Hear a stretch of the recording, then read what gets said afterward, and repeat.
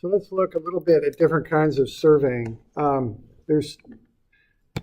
just so we kind of understand this, there's two different ways to approach this. Or surveying, you kind of do two different things.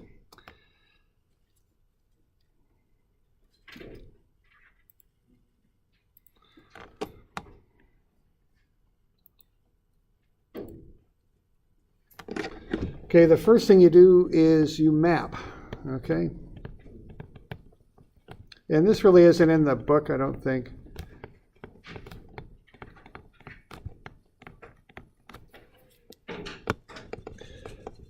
And what you do with a map is you're measuring points with the intent of making a map, okay? And this typically happens early on.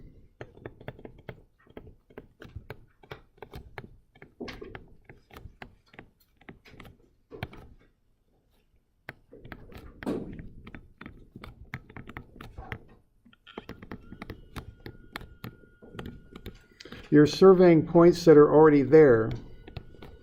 Okay.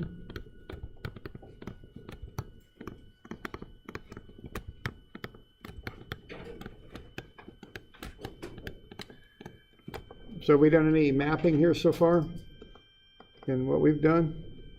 Yeah, what did we do? Which survey was that?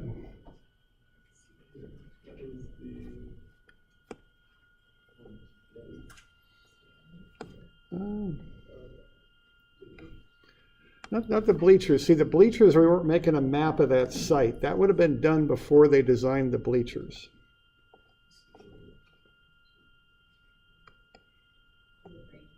Yeah, right. See, the cross sections. Okay. We went out there, we decided to figure out what that sidewalk looked like. And our purpose in that was to draw up cross sections and also to create a drainage map. Okay. Now we'll do a topo survey later, which is very typically done before you design something. You go out and shoot the ground and see what it looks like. That's mapping. Okay.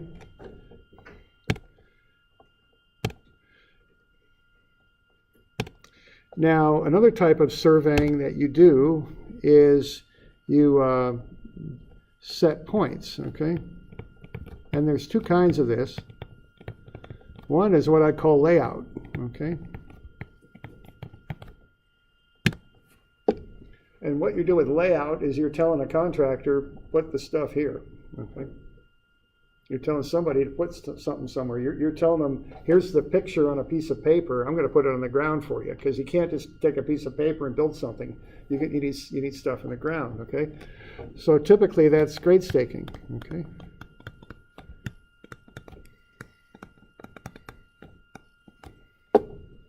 We've done two versions of that, right?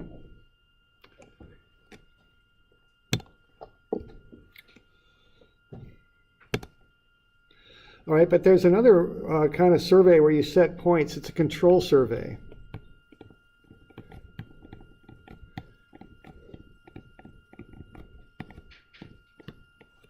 And what you do in a control survey is you set points that will be used as reference points.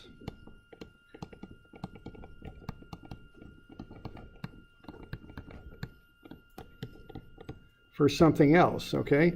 And this is a kind of a part of a job. You often do this before you really get in and start doing a lot of surveying. You run control through. Okay, have we done a control survey? You think anything where we did some real precise work to get points set where we could use as reference for others?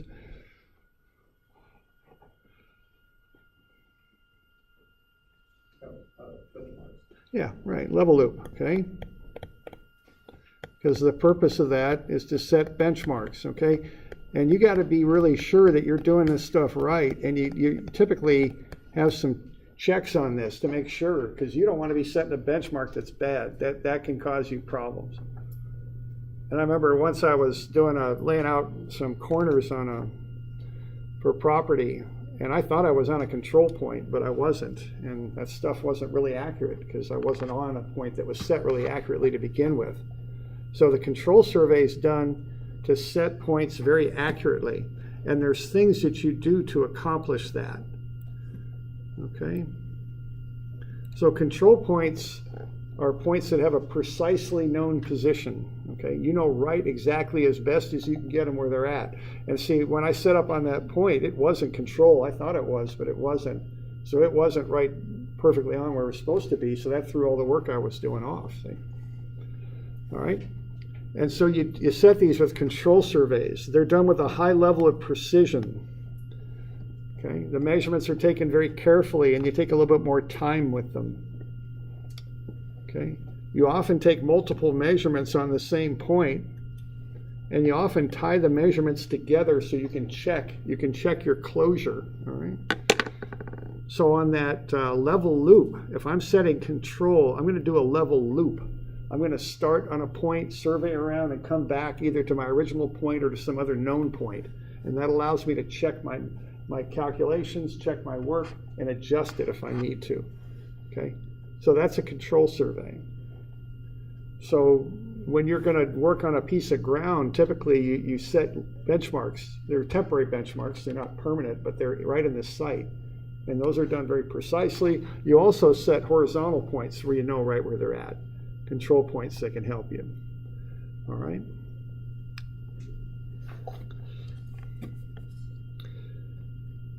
So we doing all right with that? So let's look at a control survey here, another type. We've done level loops. Let's look at a little bit more involved one called a traverse. And this is a horizontal control survey. So before you do a whole lot of work in an area, typically you run a traverse through and set control points that you can work off of to set other points with. Okay. But you want to do one of these control surveys to get that worked out, okay? So this is a traverse.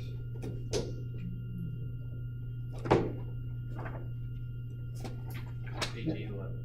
I'm sorry? Page 811. 811, okay, thanks. So we're on 811 is where we're at. Okay. So what you do with a traverse is you start on a known point, you have some sort of known bearing too, you survey around, often you come back to the original point, that's usually what you do, although I've seen long, thin kind of road traverses where you come to some other known control. But you got to start and end on a control point. That allows you to do mathematical adjustments. And what you do is you typically survey in a polygon that you can then adjust and make as perfect as you can make. Okay. Okay, once you got the data, you can correct it, okay, and fix it and make it perfect. Now this stuff is used for two different purposes. One is for boundary. You want to get the best possible work you can get to set someone's property corners. So you don't, okay, so you traverse when you do that so you can check your work. The other thing you use this for is to set a control network, points you can measure other points off of. Both of these surveys require a lot of accuracy and precision. You want to get these points in just as good as you can get them. So here's a set of traverse notes on 812. Okay, so what we got is a sketch of the site, somebody's property. We've got, the north arrow and the road and all that stuff. We've got the measurement shown on a sketch, plus we have a set of notes that looks a little bit like a level loop. We've got station, well, we don't have HI and backside and all that, but we've got a column for distance, a column for single angle, column for double angle, and a column for the average angle on this particular case. Okay, so we keep the data in columns. The angles are taken at the points. Okay, so the angles go across from the points. The distances run between 2 points. So the distances are listed between 2 points. We add things up and we do checks and adjustments on them. So let's have a look at how this would work, okay? So there's the survey. What I've got is a calculation sheet for you. Why don't you pull that out and we'll fill this out as we go. So that's on page 821. So you can just pull that out of your notebook and just kind of fill it in as we go, I think.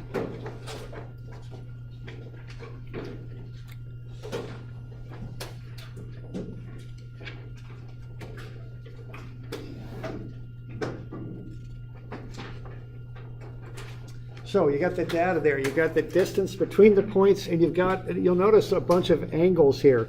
Now the angles get a little bit complicated, and we're doing this doubling angles and taking half to get an average angle right here. That's the angles we want. The stuff to the left is the survey data. Okay.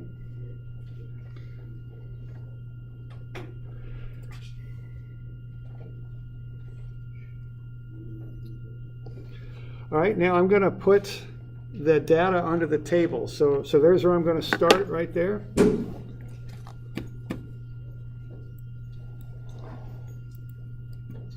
So I put the distances between the points, and I put the angles across from the points. Okay, so that's important, so I go ahead and I do that. Okay, so I got 826.70, 651.20, 660.50, and 491.00. Those are the distances I measured. When I added those up, I got 2,629.4. When I add up the angles, I get 360 degrees, 8 minutes. Okay. So, this is why we did some of that stuff with the angles last time. When you add this up, I think you'll get 128 minutes, 358 degrees. Well, you carry 120 over as 2 minutes. You get 360 degrees, 08 minutes. So you have to go carrying on that. Distances are between the letters, angles are across from the letters.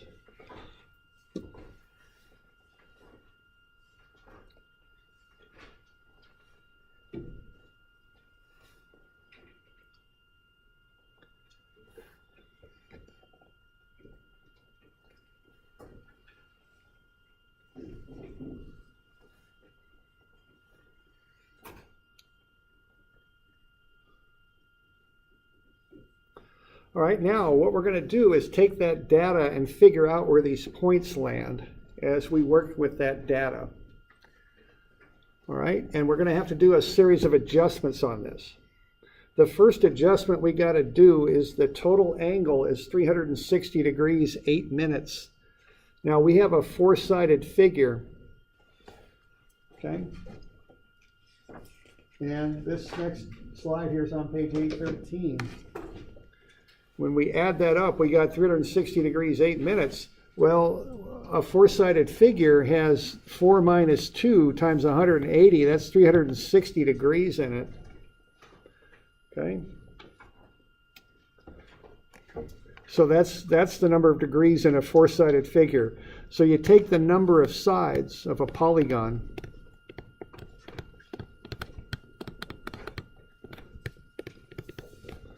subtract 2 and multiply it by 180, and that'll tell you how many degrees should be inside of the polygon. So the deal is we got 8 minutes of error. We're 8 minutes too high. We're not going to take this stuff down to the second in this class because it just involves too much calculating. I don't feel it's worth it. So we're just going to keep it at the minute. So we're going to divide that 8 minutes by 4 because we got 4 angles.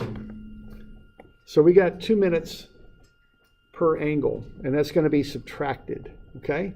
So each angle will have 2 minutes taken off of it.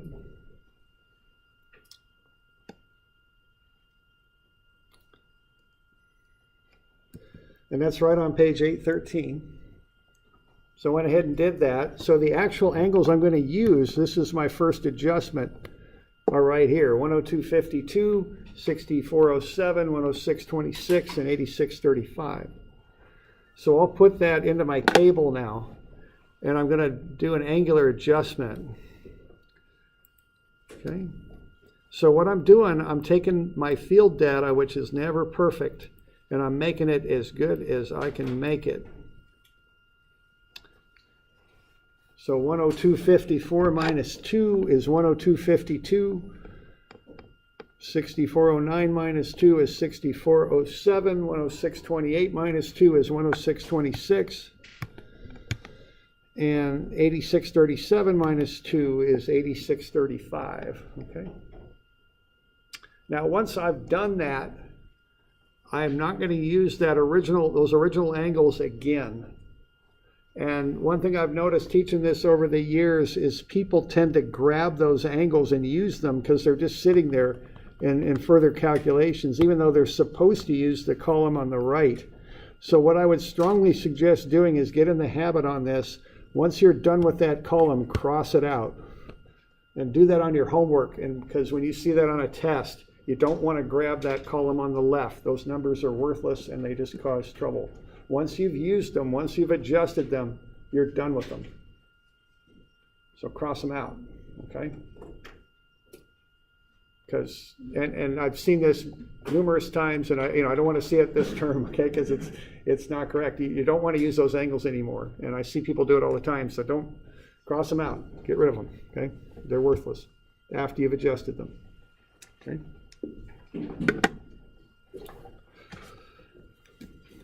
So we all right with that? Okay, now the gig on this, we just got this sheet you're filling in. I walk through all the calculations in the book step by step, okay?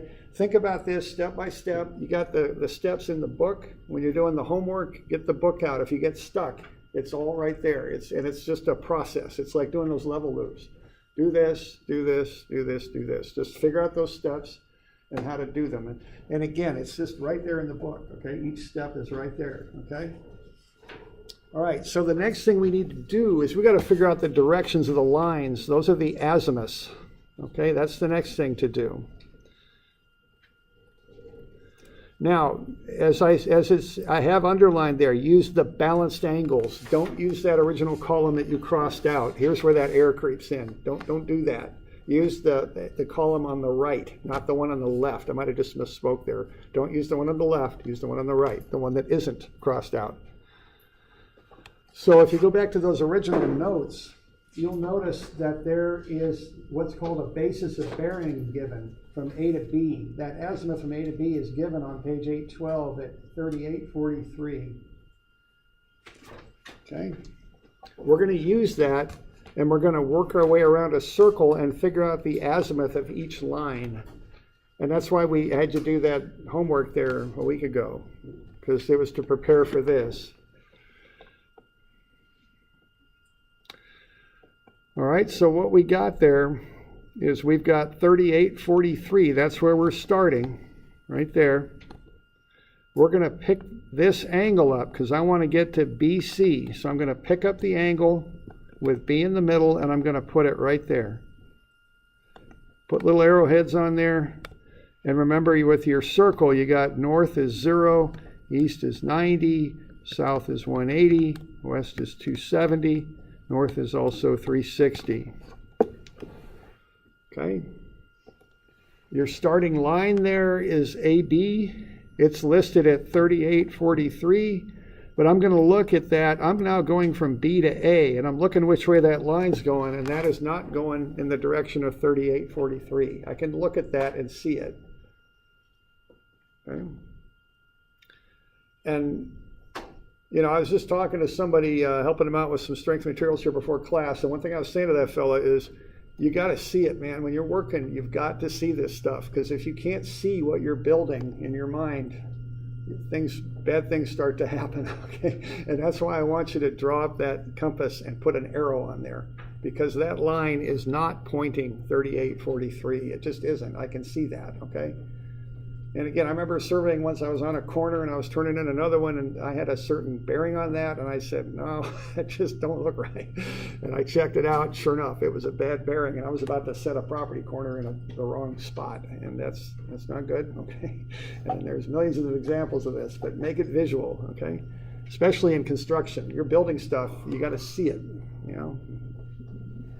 Okay, so that arrow is not pointing in the right way, and the way you fix it is you turn it around. See, 3843 is going that way. We're now using it the other direction. So to change it around, we add 180 and get 21843.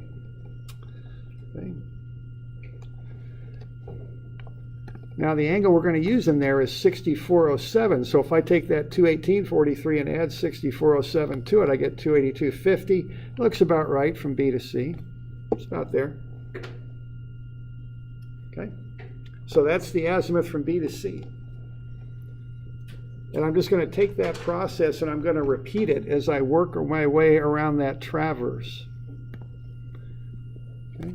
I'm going to take the next angle out. I'm going to put it in a compass.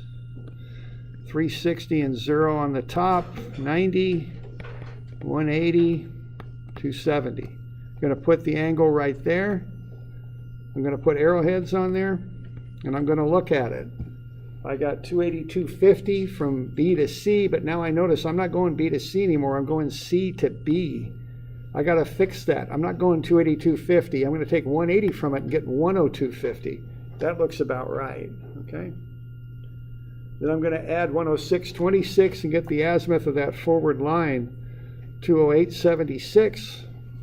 Carry 60 minutes over, it's 209.16. It looks about right from C to D. It looks okay.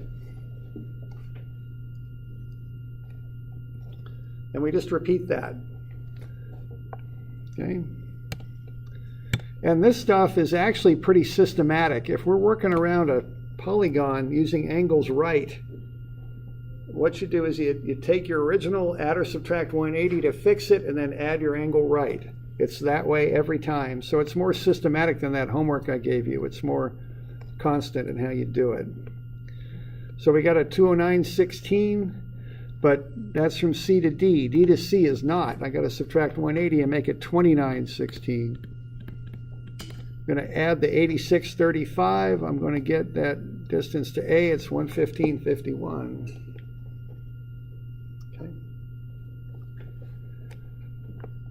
Then I'm going to go from, that's D to A, I'm going to go from A to D. 115.51 plus 180 is 295.51.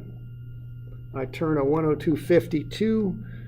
So add that, I get 397.103. That's 398.43. Take away a full circle, I get back to my 38.43. So there are my azimuths of the 4 lines. I checked back in, I checked in right, so that looks good. Okay. Yeah, question there. Why did you add 40 minutes on azimuth CD? You get azimuth CD. Let's have a look. Where did I do it? Right there on the bottom. Right here? My pen won't work. Right there? Yeah, it's right there. Okay, what I'm doing, I'm adding 50 and 26. I'm getting 76 minutes. Oh. That's more than 60 though. So I'm carrying 60 minutes over? Is that, okay. That's what I'm doing. I'm carrying the 60 over, and notice the degrees are going up by 1 degree. Okay.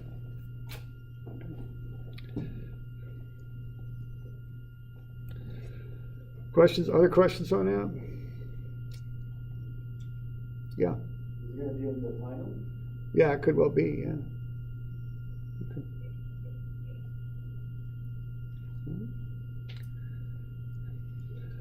All right. So I'll get those azimuths in there, put them between the letters, because azimuths are the directions of a line, and lines run between the letters. So we want to be sure to get these in the right spot. Okay? The angles are at a point, so they go across from the points, but the distances and azimuths go between the points because they're on lines. So I get these azimuths filled in the column in the table there. And we want this stuff in a table, okay?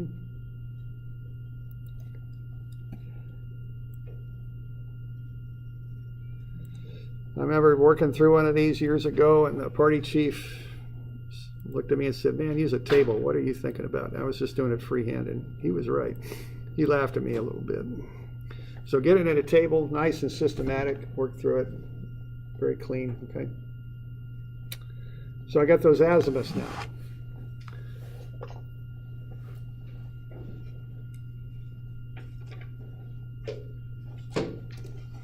Yeah, question there? So are you going to give us like tables like this on the final, or are we just going to give you a blank space? On the final, I'll let's see. I have to remember this. I can't tell you for sure. I'll have to look at that. I think I'll give you the headings because I know this is a fairly complex process. I know that. I'm pretty sure I give you the headings on the table. That's what I remember. Okay.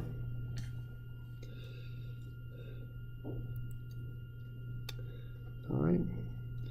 All right, why don't we take a break here for 10 minutes or so? So we'll pick up about 5 after, a little bit after that. So we'll just take a break.